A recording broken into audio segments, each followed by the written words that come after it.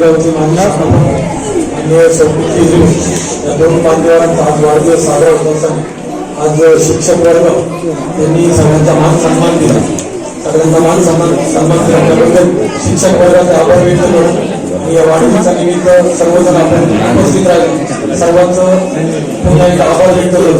सरांनी वगैरे सांगितलं की शाळेसाठी 10 लाख रुपये निलेश त्यांनी मंजूर केली. पण मंजूर करत असताना माझ्याबरोबर राजू शेठ गाडगे होते, राजीवबाई व्यापारी, सोयलजी व्यापारी होते, सुरजी जाधव होते, विजू काका घोडके होते आणि बबनदादा आवटे असे सगळे मान्यवर होते.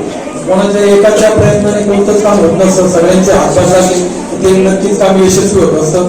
त्याचं सुरुदाहरण ते 10 लाख ज्यांच्या माध्यमातून आपल्याला भेटले ते माझी खासदार म्हणजे शिवाजीदादा आढळराव यांचं मी मनापासून आभार व्यक्त करतो.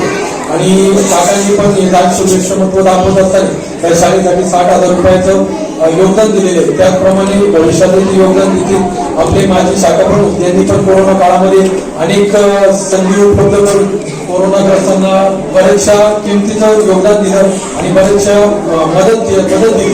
त्याबद्दल मी शाखा प्रमुखांचे आभार व्यक्त करतो. सरांनी आताच सांगितलं बिगड सरांनी की ज्या शाळेसाठी आता जे मानचिन्ह ज्यांनी दिले त्यांचे पण आभार व्यक्त केले पाहिजे.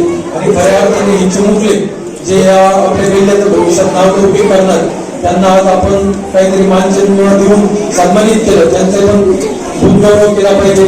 आणि हा गुणगौरव करत असताना खऱ्या अर्थाने हा गुणगौरव म्हणजे आपण कुंभार जर चांगला असेल तर मंडळी चांगली घडणारी, म्हणजे शिक्षक जर चांगला असेल तर विद्यार्थी घडणारे. म्हणून शिक्षक वर्गाचे पण मी ग्रामस्थांच्या वतीने आभार व्यक्त करतो.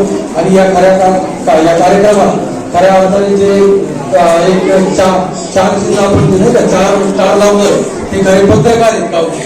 कारण त्यांच्याशिवाय ही बातमी कुठं पसरत नाही आणि बातमी जर पसरली तर त्या कोणत्या गोष्टीला न्याय भेटणार. म्हणून मी त्या पत्रकार बांधवांसाठी मनापासून आभार व्यक्त करतो. आणि मी उपस्थित ग्रामस्थांच्या वतीने या दोन्ही आणि काशीनाथ दिल्लीकर आताच नाव घेतलं तुम्ही, अशोक शेठ काशीनाथ दिल्लीकर यांनी पण 1,32,000 रुपयाचा चेक दिला. त्यांची ओळख असते त्यांनी पण आपल्या स्क्रीन आपल्याला उपलब्ध करून दिली.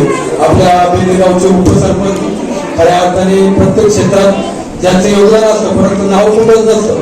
परंतु आता उपसरपंच झाल्यापासून त्यांचं नाव लौकिक झालेलं आहे. त्याचं नाव पहिल्यापासूनच आहे. पण कोणत्याही प्रसिद्धीची अपेक्षा न बाळगता त्यांनी कायमच सिंहाला वाटा उचलला ते आपल्याला बिघडत असतो. त्यांचे मनापासून आभार व्यक्त करतो.